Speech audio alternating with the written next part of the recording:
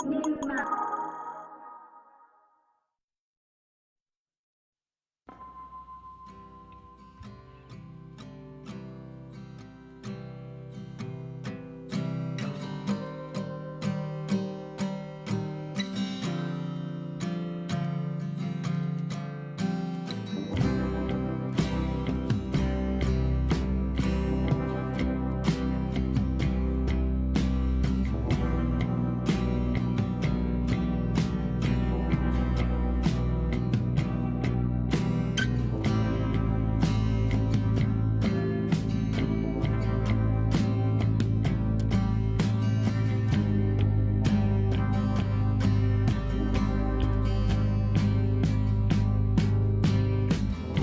couple years ago, I was with my family, and we were spending some time in this cabin in the woods on the edge of this remote lake. And I mean, we were deep in the middle of nowhere.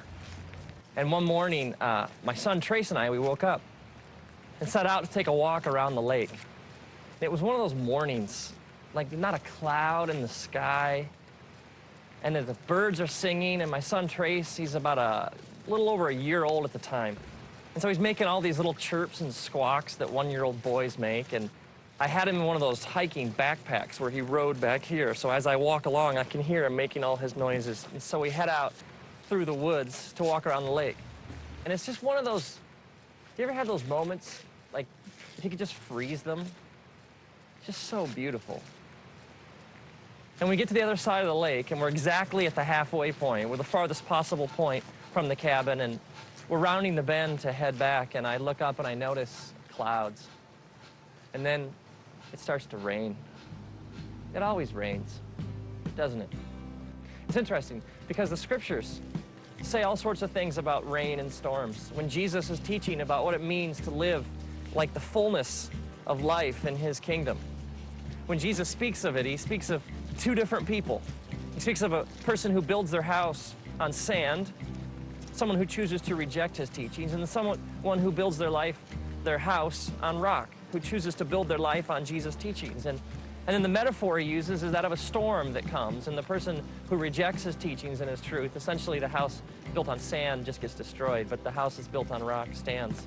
So this idea, Jesus says, when the rains come, it's not like they might, they do. It rains in our lives, a lot. At first, there's a drop here and a drop there, and so I put Trace's hood over his head. But what I didn't know was that he pulled it off. And so gradually the drops, they get bigger and bigger, and they fall faster and faster. And in no time, it is pouring.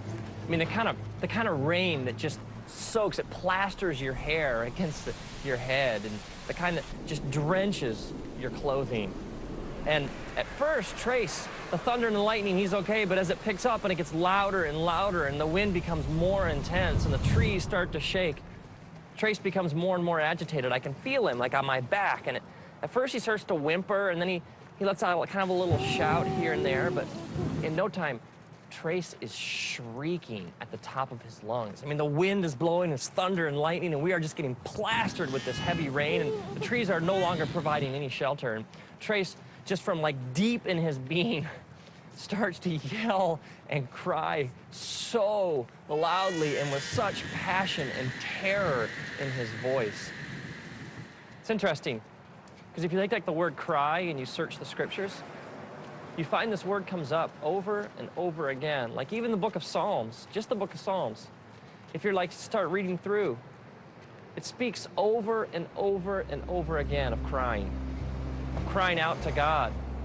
And God says these amazing things, like he says, when you cry out to me, I listen. He even says, I cannot ignore the cry of somebody who's afflicted.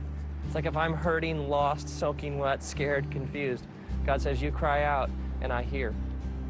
God even says that when you cry, he's close to the brokenhearted. He's close to those who cry out and admit they're scared, lost, soaking wet, and confused. See, there is this false, twisted idea out there among religious people that somehow you got to have it all together to have a relationship with God.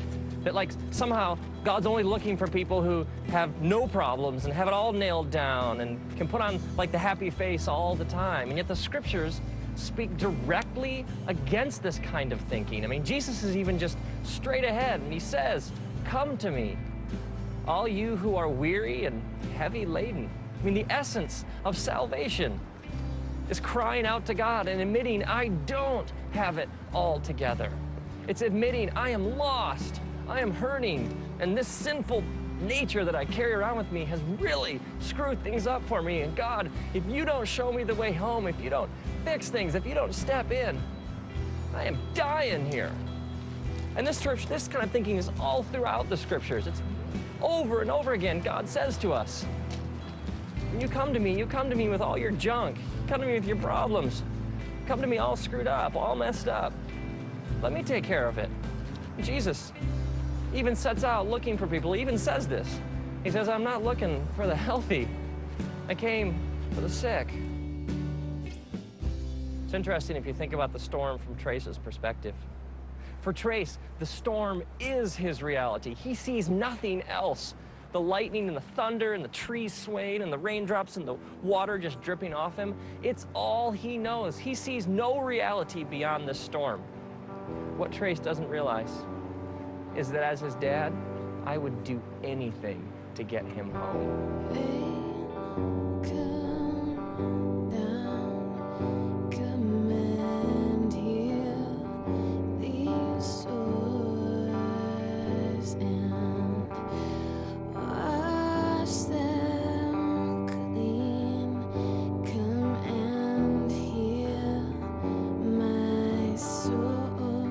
So at this point, Trace is shrieking at the top of his lungs in stereo right behind my head.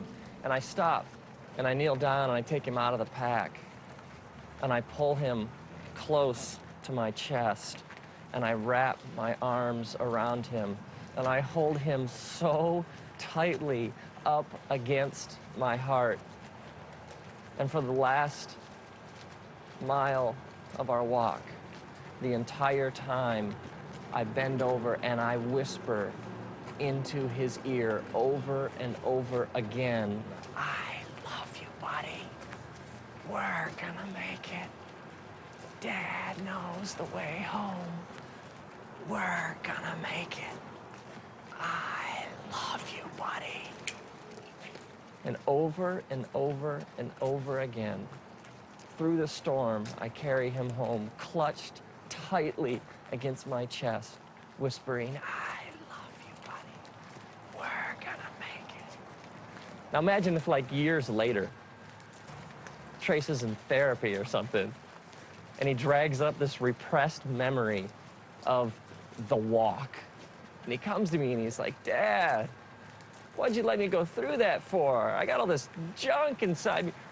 I thought you loved me. How could you have exposed me to something that horrible, that storm? I mean, why didn't you protect me? I would be crushed. Because for me, that walk was one of my deepest, most intimate memories of my life with my son. I wouldn't trade that experience for anything. Maybe you're bitter or you got all this anger inside because of some things you've been through, some storms in your life. And you're wondering if he really loved me, if God really was there, he wouldn't have let me go through that. And maybe God is saying, no, man, don't you understand? I got to hold you tight. And I got to remind you over and over again, I love you, buddy. As it says in the scriptures, the book of Deuteronomy, chapter 1, God's reminding his people of how good he's been to them. He says, remember, I carried you like a father carries a son.